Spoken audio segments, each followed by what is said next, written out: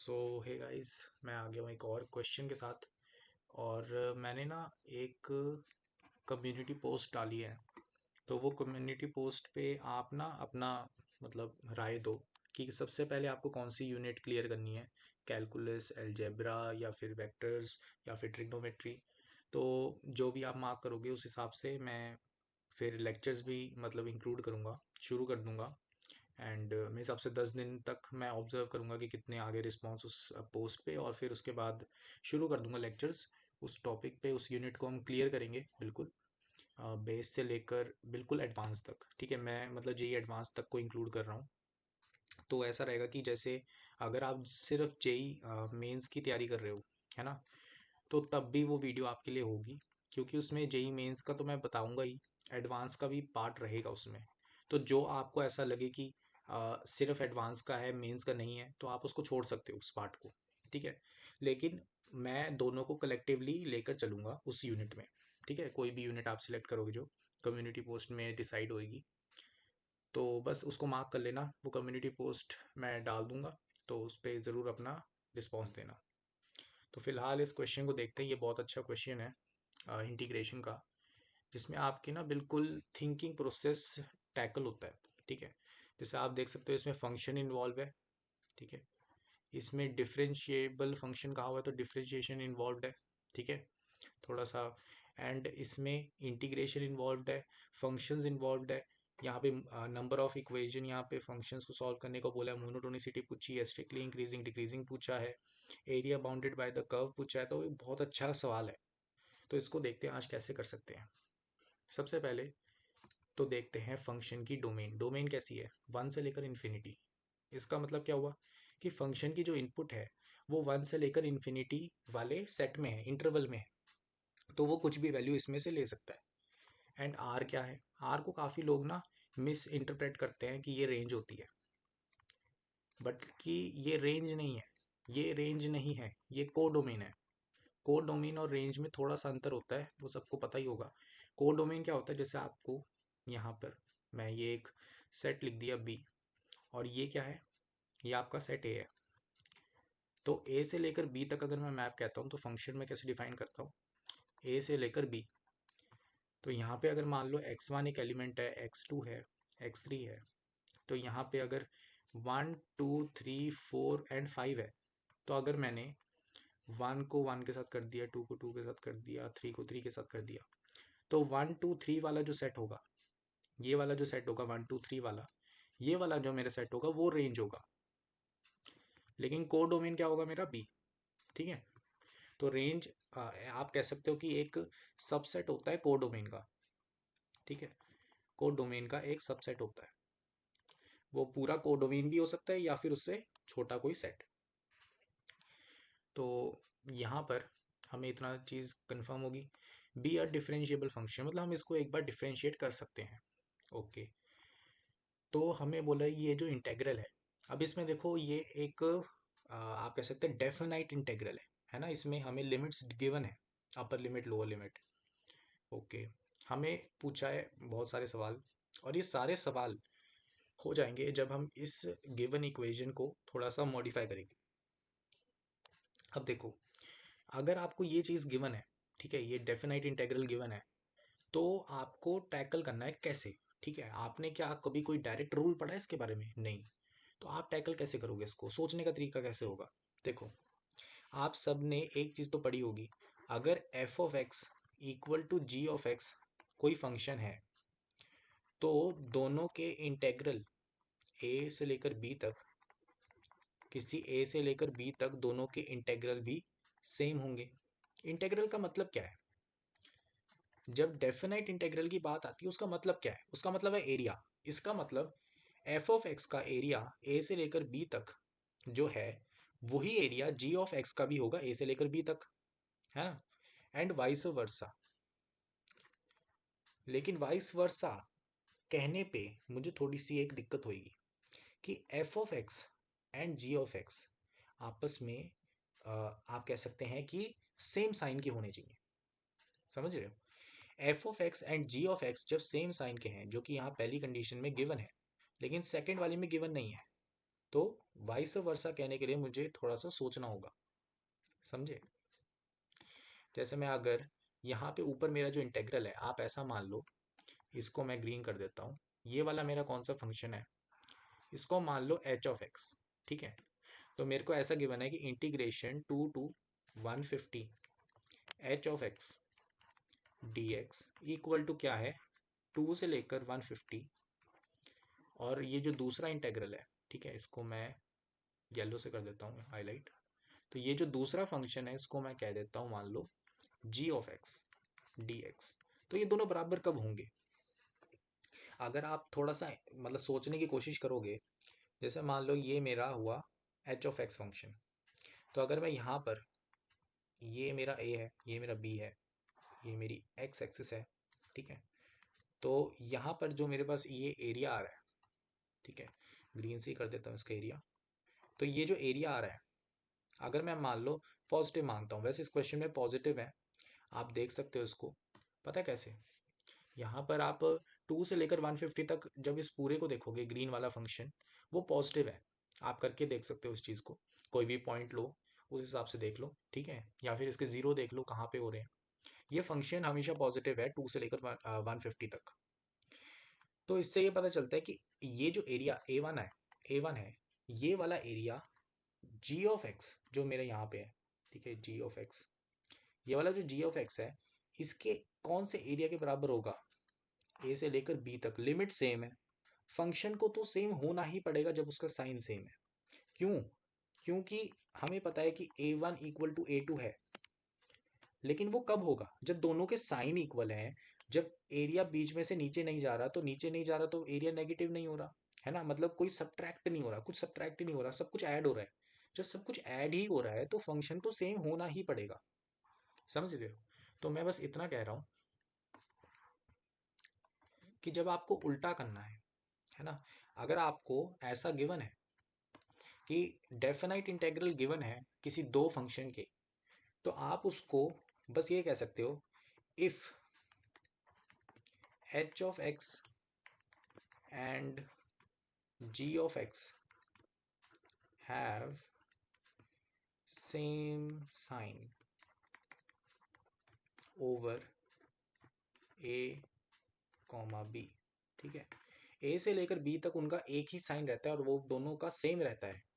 तो हम ये कह देंगे कि H of X equal to G of x है, ठीक है? मतलब उल्टा सोचना आना चाहिए आपको कि मैंने ग्राफ बनाया, मैं देखो कुछ नेगेटिव तो हो ही नहीं रहा है, दोनों पॉजिटिव हैं, तो फिर क्या होगा? बस यही हो सकता है। एंड यही चीज़ आप नेगेटिव के लिए भी सोच सकते हो। अगर मान लो दोनों फंक्शन नेगेटिव है, दोनों से नेगेटिव बाहर निकालो डेफिनेट के, कैंसिल कर दो, अब तो फंक्शन पॉजिटिव है ना? नेगेटिव साइन किसी चीज़ से निकाल दोगे तो वो पॉजिटिव बन जाएगा। ये बात तो सही है। तो इसीलिए ये दोनों के लिए वैलिड है कि आप सेम साइन कर दो एंड चीज़ सही हो जाएगी, ठीक है? तो ये फंक्शन दोनों इक्वल हैं। तो ये चीज़ सोचने में थोड़ा सा मतलब लगता है कि आपने काफ़ी क्वेश्चन करे हों इंटेग्रल्स के, तब जाके ये चीज़ सोचने में आती है, वरना मतलब थोड़ा सा दिक्कत होएगी कि हाँ ये कैसे सोच लिया। तो यही तभी एडवाइस करते हैं कि आप टफ क्वेश्चंस करो थोड़े, कि जो थोड़े अनयूजुअल हो, रूटीन पे ना हो, ठीक है? तो अब हमें क्या पता चल गया कि फंक्शन दोनों अंदर वाले इक्वल है, green function equal to yellow function है। ओके, तो हमें दोनों को इक्वेट कर देना है। तो देखो इक्वेट कर देते हैं, यहाँ पे मैं इक्वेट कर देता हूँ, x-1 into L N of x-1 bracket, bracket के बाद क्या था ये पे 2 times F of x minus x-1 L N of x-1 equal to F square of X. अब आप बोलोगे ये तो बहुत अजीब सी फॉर्म है, ये हमने कभी सॉल्व ही नहीं किया। पहली बात तो ये क्लियर कर लो, ये जो लिखा है इसका मतलब क्या है? इसमें भी कभी कभार कन्फ्यूजन हो सकता है। ये जो डिनोशन है, ये कह रही है कि एफ ऑफ एक्स इस फंक्शन का स्क्वायर है, ठीक है? क्लियर करने के लिए कह रहा हूँ बस। और उसके बाद देखो, डरना नहीं है, बस थोड़ा थोड़ा सा ना प्रोसीड करो, आपको आंसर मिल जाएगा। अब देखो कैसे, आप इस ब्रैकेट को खोल दो और एफ स्क्वायर ऑफ एक्स के पास ले जाओ, तो क्या बनेगा? F square of x minus 2 times F of X into X minus one into ln of x minus one plus X minus one का square ln of x minus one का square, ठीक है, यह पूरे का स्क्वायर इक्वल टू ज़ीरो। अब देखो दिखा, मेरे हिसाब से दिख गया होगा कि क्या हो रहा है।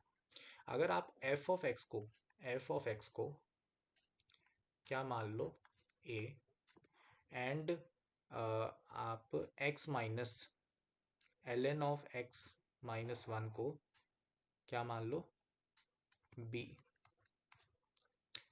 तो आप क्या देख सकते हो कि ये कैसी फॉर्म है, A square minus two A into B plus B square equal to zero. ठीक है, तो अब आप सिंपली इसको कैसे सॉल्व करोगे, ए माइनस बी का whole square equal to zero.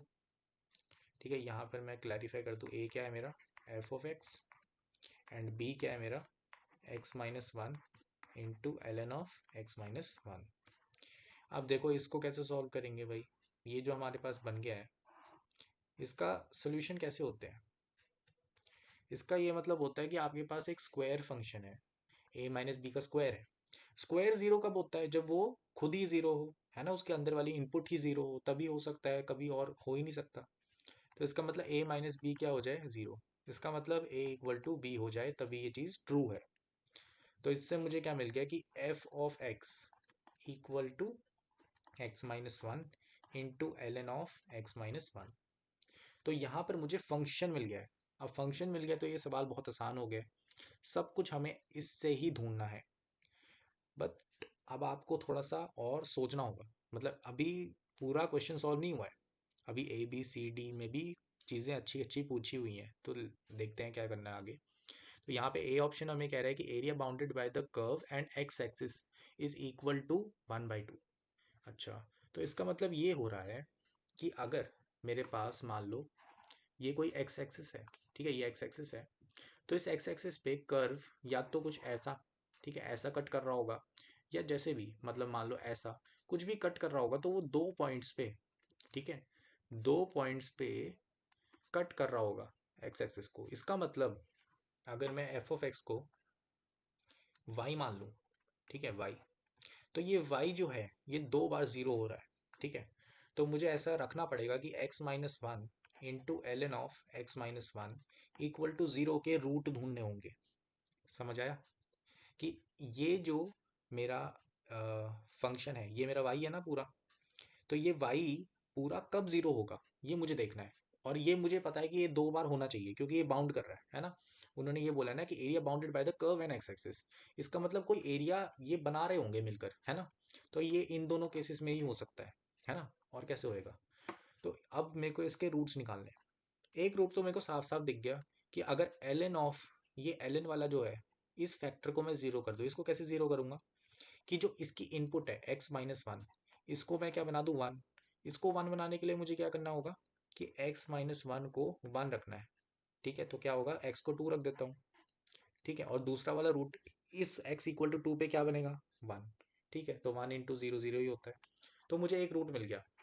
अब दूसरा रूट कैसे ढूंढेंगे, अब देखो ln वाले को तो ज़ीरो कर दिया, इजीली आंसर निकल गया, ओके। अब x माइनस वन वाले को ज़ीरो कर देते हैं, तो हमें क्या मिला कि x इक्वल टू वन पर रूट हो सकता है। अब मैं क्यों बोल रहा हूँ हो सकता है, क्योंकि हमारे पास ln of x minus one भी है, और x इक्वल टू वन पे ये कहाँ टेंड करेगा, आपको भी पता है, मेरे को भी पता है कि ये माइनस इन्फिनिटी तक जाएगा, क्योंकि ln का ग्राफ कैसा होता है, ये मान लो मेरी y एक्सिस है, ये मान लो मेरी x एक्सिस है, तो ln का ग्राफ कुछ ऐसा सा होता है, ठीक है। तो ln ऑफ x का ग्राफ कुछ ऐसा सा होता है, एंड क्योंकि हम इनपुट को लगभग ज़ीरो बना रहे हैं, तो यहाँ पे आप देख सकते हो माइनस इन्फिनिटी तक जा रहा है ना, और यहाँ पे प्लस इन्फिनिटी तक जाएगा, ओके। और यहाँ पर हमारी जो आउटपुट है वो ज़ीरो आ रही होती है कौन से एक्स पे, वन पे, तो ये एक्स एक्सिस है, ये वाई एक्सिस है। तो एक्स इक्वल टू वन पे मुझे देखना होगा क्या ये रूट है कि नहीं है। अब क्योंकि आपको पता है कि x इक्वल टू वन पे क्या होगा, ये जो x minus one into ln of x minus one है, ये ज़ीरो इंटू इन्फिनिटी वाली फॉर्म है। इसका मतलब ये बात हुई कि मुझे लिमिट्स को यूज़ करना होगा, लिमिट्स का दिमाग लगाना होगा, ओके। तो यहाँ पे बात ये है कि हमारा जो डोमेन है फंक्शन का, वो हमें कैसे गिवन था, 1 से लेकर इन्फिनिटी। इसका मतलब मेरा 1 जो है वो 1 प्लस हो सकता है, एग्जैक्ट 1 की बात हो ही नहीं रही थी, है ना। 1 की एग्जैक्ट बात तो फंक्शन में ही गिवन था कि 1 एग्जैक्ट नहीं हो सकता। यहाँ देखो डोमेन में हमें गिवन है कि 1 इंक्लूडेड नहीं है, ठीक है। बड़ी क्लैरिटी है, ये क्वेश्चंस में क्लैरिटी गिवन होती है जो एडवांस के होते हैं, ठीक है। तो यहाँ पर हमें ये पता चला कि हमें लिमिट कैसे रखनी है। Limit x tends to 1 plus, ठीक है, 1 से थोड़ा सा बड़ा नंबर, फिर x minus one into L N of x minus one. अब आपको पता है कि जब भी जीरो इंटू इन्फिनिटी वाली फॉर्म आती है तो आपको पता है कि जीरो वाला फैक्टर हो गया या इन्फिनिटी वाला फैक्टर हो गया, उसको दूसरे के डिनोमिनेटर में ले जाओ तो जीरो बाय जीरो या इन्फिनिटी बाय इन्फिनिटी बन जाएगी, और फिर लॉपिटा लगा के कर दो सवाल, है ना। तो वही करेंगे, वही करना है। तो यहाँ पर ऐसा करते हैं कि क्योंकि ये जीरो वाला फैक्टर हमारा एक्स माइनस वन है, उसको डिनोमिनेटर में ले जाते हैं। तो यहाँ बन जाएगा L N of x minus one divided by 1 divided by X minus one, ठीक है। यहाँ पे मैंने रखी limit x tends to 1 plus. अब देखो यहाँ पर बात क्या हुई है कि मेरे पास ये बन गई इन्फिनिटी, है ना, डिवाइडेड बाय ये भी किसको टेंड कर रहा है, इन्फिनिटी को। तो इन्फिनिटी बाय इन्फिनिटी वाली फॉर्म बन गई।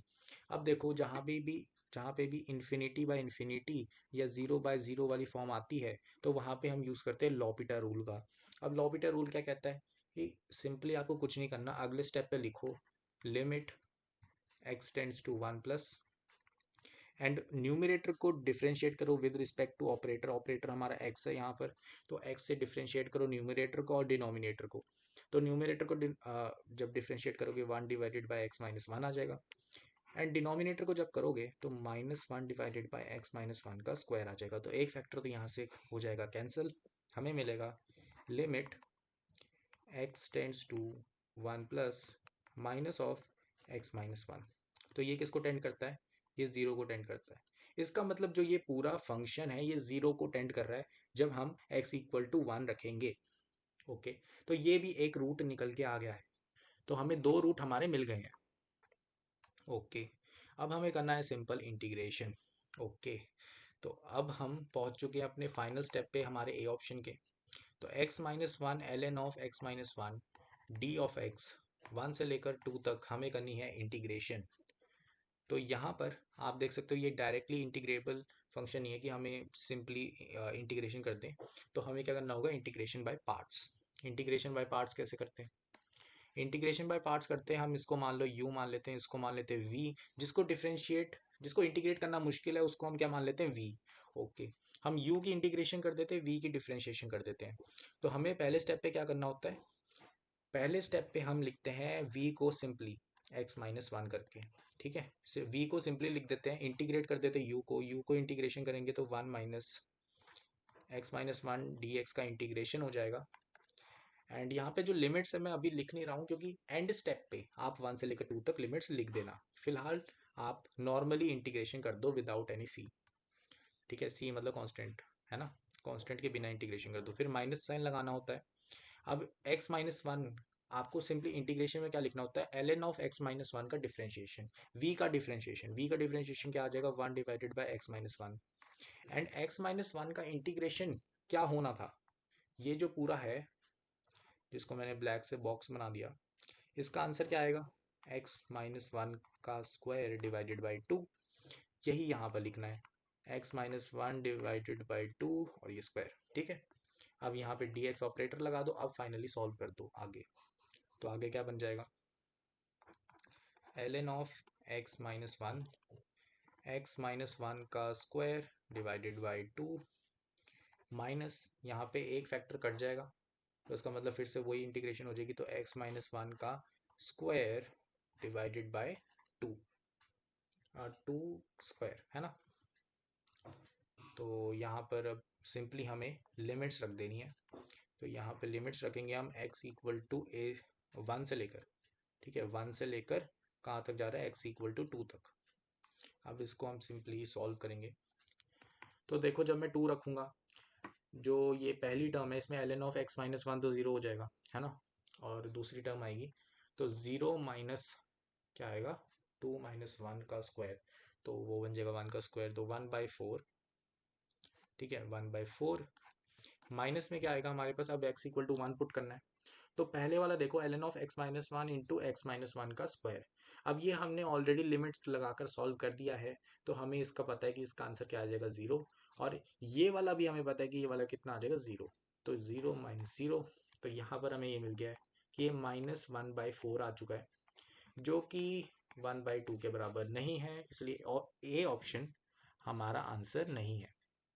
ओके, तो ये एक मल्टीपल करेक्ट का सवाल है, ये भी ध्यान रखना। तो ए ऑप्शन हमारा आंसर नहीं है। काफ़ी मतलब एक बड़ा क्वेश्चन है, काफ़ी कुछ सीखने को मिल सकता है आपको इससे। तो F of X is strictly decreasing in this interval.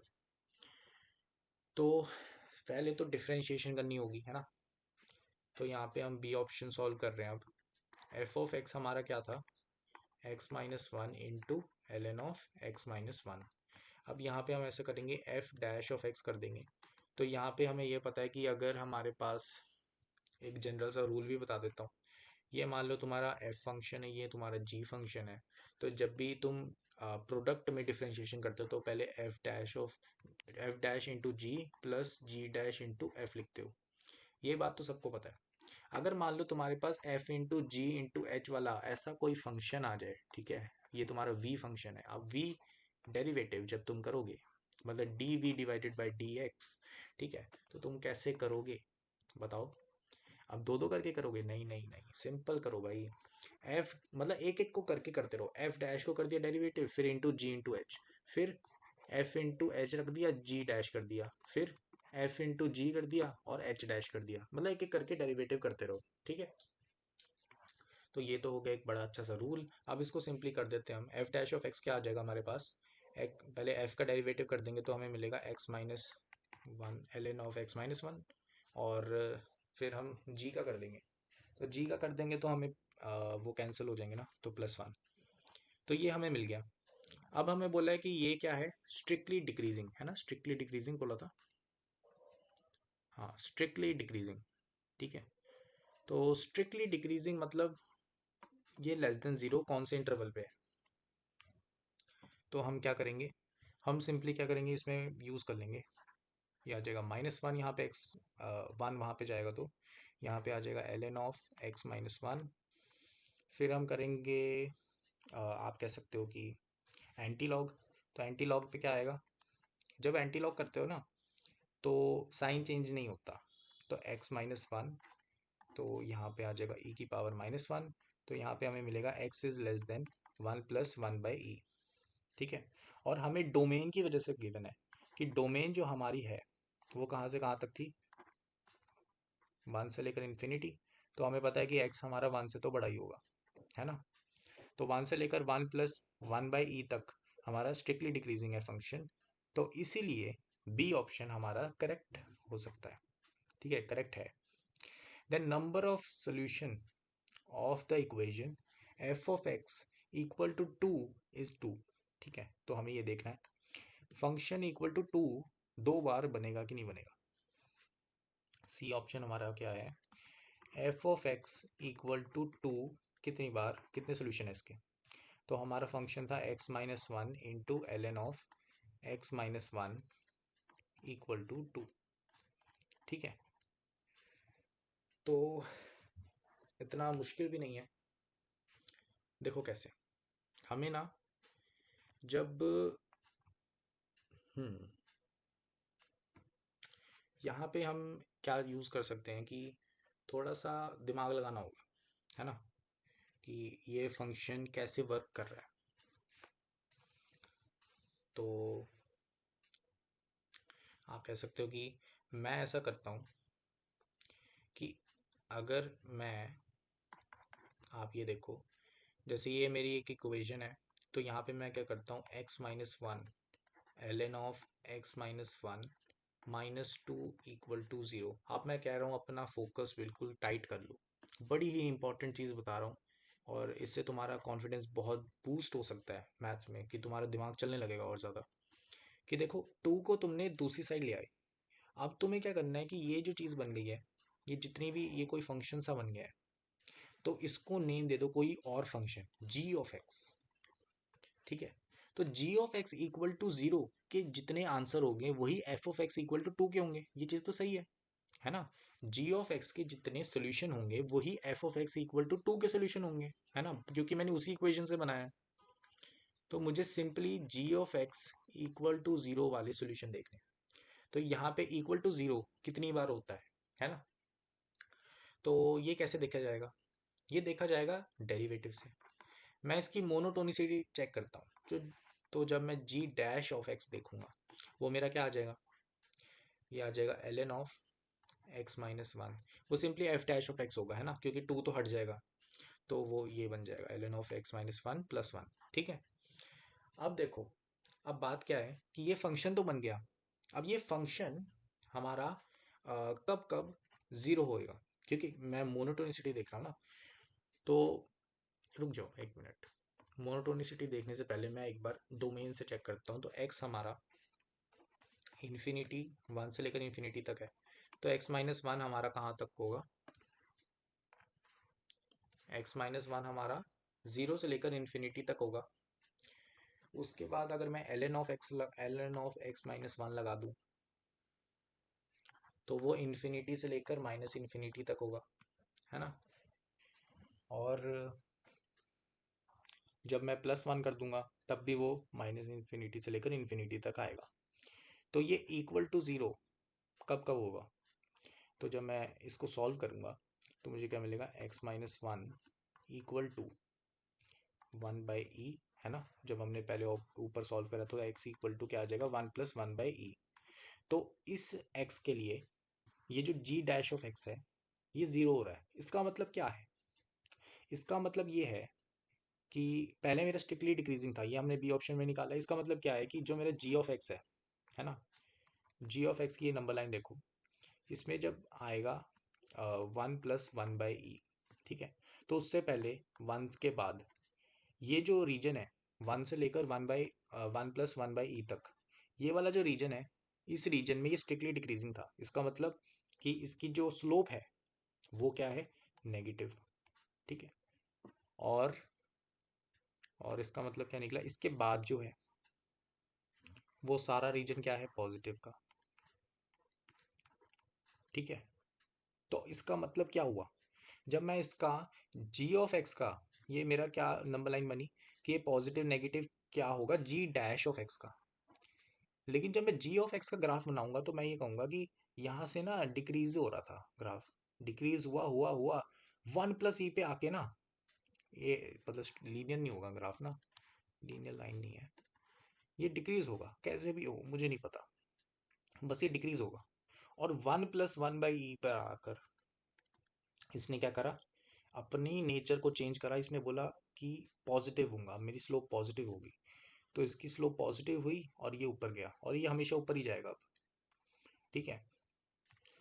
तो इससे ये पता चला कि भाई ये कम से कम दो बार तो, और दो ही बार एक्स एक्सिस को कट कर रहा था। इसका मतलब इसका जो सोल्यूशन है G of X equal to zero, मतलब इसका वाई कब कब जीरो हो रहा है, कम से कम दो बार, है ना, कम से कम भी क्या, एग्जैक्ट दो बार। तो ये दो बार वाई जीरो हो रहा था, ये जी ऑफ एक्स का ग्राफ है, जी ऑफ एक्स का ग्राफ है ये। तो या इससे ये साबित हो चुका है कि इसके सिर्फ दो ही रूट्स हैं। तो ये बहुत अच्छा मैंने एक कॉन्सेप्ट बताया है। अगर आपको समझ आया तो इसका मतलब आपने, मतलब एक आप टफेस्ट से टफेस्ट सवाल कर सकते हो अब, जो भी ये स्ट्रिक्टली इंक्रीजिंग और नंबर ऑफ सॉल्यूशंस पे आते हैं किसी फंक्शन के। तो सी ऑप्शन भी हमारा सही है। एंड हमें ये बोला है कि F of X is monotonic in one plus one by E से लेकर इन्फिनिटी। हाँ सही है, क्योंकि वो हमने प्रूव करा ना कि वन प्लस वन बाई ई पर उसका एक रूट है, ठीक है, उसके डेरिवेटिव का, ठीक है, फंक्शन का भी वही है एफ ऑफ एक्स का ना। तो एफ ऑफ एक्स का भी सेम ही नेचर है कि वन प्लस वन बाई ई पर आकर वो पॉजिटिव हो जाएगा। ठीक है। और अगर मैं थोड़ी और आपको इमेजिनेशन कराऊं तो बात यह है कि जो एफ ऑफ एक्स है उसमें अगर माइनस टू कर दोगे तो आपको जी ऑफ एक्स मिल रहा है, ये चीज़ ट्रू है ना। ऊपर जो हमने लिखी, यहाँ पर हमने जो अजम्पशन ली कि x minus one L N of x minus one minus two, है ना, ये जी ऑफ एक्स है, तो ये f of x minus two है। तो इससे अगर आप ट्रांसफॉर्मेशन ऑफ ग्राफ्स भी पढ़ चुके हो तो आपको ये पता लग गया होगा कि जो जी ऑफ एक्स है ये एक्चुअली एफ ऑफ एक्स में से कुछ इंटरसेप्ट घटाकर है। तो आपको ये पता चल जाएगा जो एफ ऑफ एक्स होगा वो लगभग जी की तरह ही होगा बिल्कुल नेचर में, बस वो थोड़ा सा नीचे होगा। ठीक है, ट्रांसफॉर्मेशन में। ठीक है, मतलब थोड़ा सा उसका इंटरसेप्ट नीचे होगा एंड उसका नेचर बिल्कुल ही सेम होगा कि 1+1/e पर x इक्वल टू 1+1/e पर उसका नेचर भी चेंज हो रहा है। ठीक है, तो मेरे हिसाब से इस क्वेश्चन ने आपको बहुत कुछ सिखा दिया है, बहुत कुछ रिवाइज हो गया है। मतलब एकदम बहुत ज़्यादा अच्छे से रिवाइज हो गया सब कुछ, एकदम डिटेल्ड सोल्यूशन बताया है मैंने आपको इसका। तो मेरे हिसाब से आपको काफ़ी कुछ पता चला होगा आज की इस वीडियो में। एंड डोंट फॉरगेट कि आपको वो कम्युनिटी पोस्ट पे अपनी राय देनी कि कौन सा मैं पहले कवर अप करूँ यूनिट, ताकि आपको मैक्सिमम हेल्प हो सके अप्रैल अटेम्प्ट के लिए।